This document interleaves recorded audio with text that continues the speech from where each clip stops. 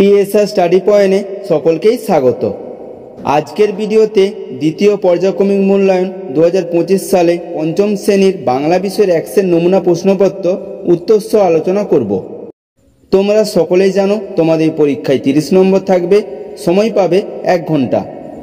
তাহলে প্রশ্ন উত্তরে যাওয়ার আগে সিলেবাসটা দেখে নাও, কি কি পরীক্ষা হবে।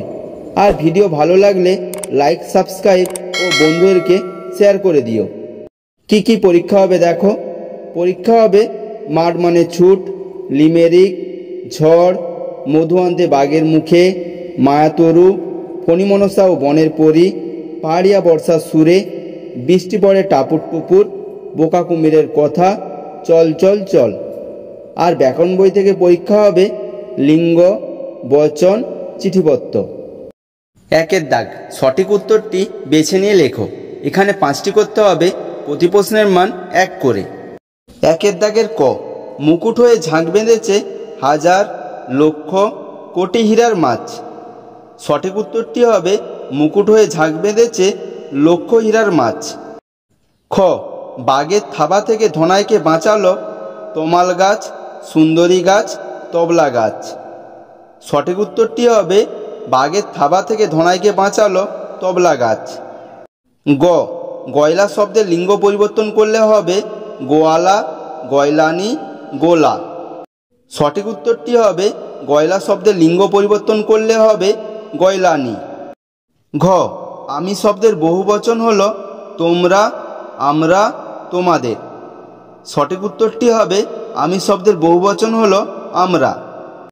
নেক্সট কোশ্চেন, লিমেরিক কবিতাটি তর্জমা করেছেন এডওয়ার্ড লেয়ার, রবীন্দ্রনাথ ঠাকুর, সত্যজিৎ রায়।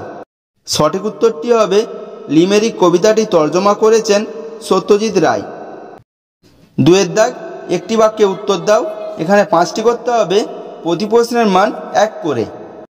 2 দাগের ক, বোকা কুমিরের কথা গল্পে চাষে কার লাভ এবং কার ক্ষতি হয়েছিল। উত্তর হবে বোকা কুমিরের কথা গল্পে শিয়ালের লাভ এবং কুমিরের ক্ষতি হয়েছিল। খ, মধু আনতে বাঘের মুখে গদ্যটিতে ধনাই কিসের মন্ত্র জানে। উত্তর হবে মৌমাছিকে ভুল পথে চালিত করার মন্ত্র জানে।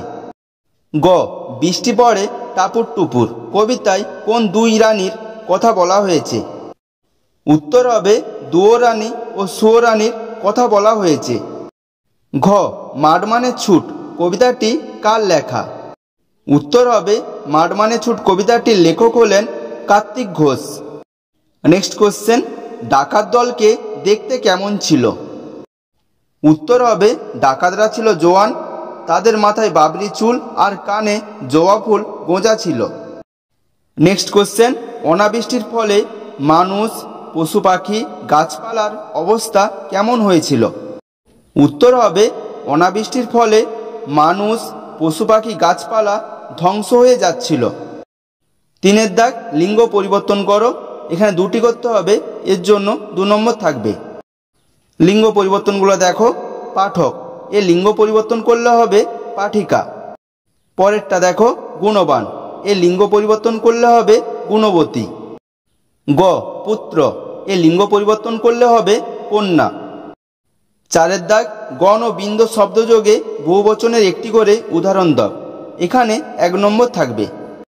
উত্তরটা দেখো, গণ শব্দযোগে বহুবচনের একটি উদাহরণ হলো বন্ধুগণ, আর বিন্দ শব্দযোগে বহুবচনের একটি উদাহরণ হলো ভক্তবৃন্দ। 5 দাগ, সংক্ষেপে উত্তর দাও। এখানে 3টি করতে হবে, প্রতি প্রশ্নের মান 2 করে। 5 দাগের ক, প্রাসাদের দৃশ্য দেখে ব্যাঙ রেগে উত্তেজিত হয়ে পড়ল কেন।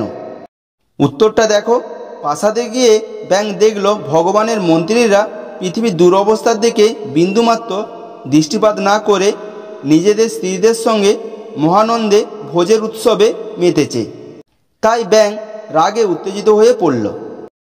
খ, মাঠ মানে তো সবুজ প্রাণের শাশ্বত এক দ্বীপ, কবি কি বুঝিয়েছেন। উত্তরটা দেখো, মাঠ মানে ছুট কবিতায় কবি কার্তিক ঘোষ সবুজ প্রাণ বলতে আমাদের কচিকাচাদের অর্থাৎ শিশুদের বুঝিয়েছেন। এই শিশুদের সবথেকে প্রিয় জায়গা হলো খেলার মাঠ। প্রদীপ যেমন আমাদের অন্ধকারে আলো দেখায়, তেমনি এই মাঠও শিশুদের কাছে পথ দেখানোর এক প্রদীপ। চিরকাল ধরে জ্বলতে থাকা এই প্রদীপের আলোতেই শিশুরা সোনালী জীবনের পথে এগিয়ে যাবে।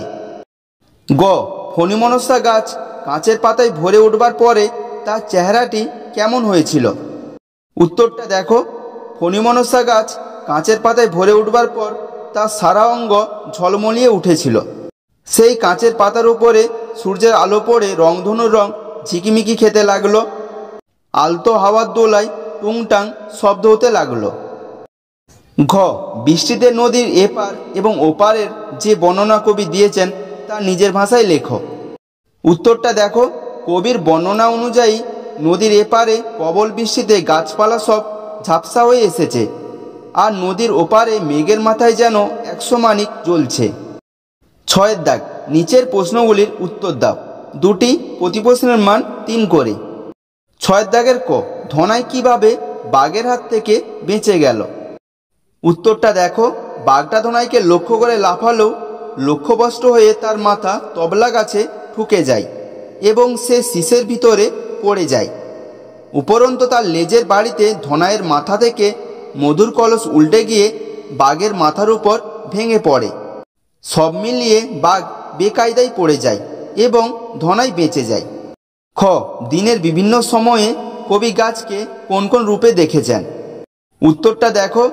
দিনের বিভিন্ন সময়ে কবি গাছকে বিভিন্ন রূপে দেখেছেন। সন্ধেবেলায় তাকে দেখে তার মনে হয়েছে যেন একটা ভূত নাচ জুড়েছে। চাঁদ উঠলে তাকে ভালুকের মতন লেগেছে। বৃষ্টি পড়লে মনে হয়েছে ভালুকটার যেন কাঁপুনি দিয়ে জ্বর এসেছে।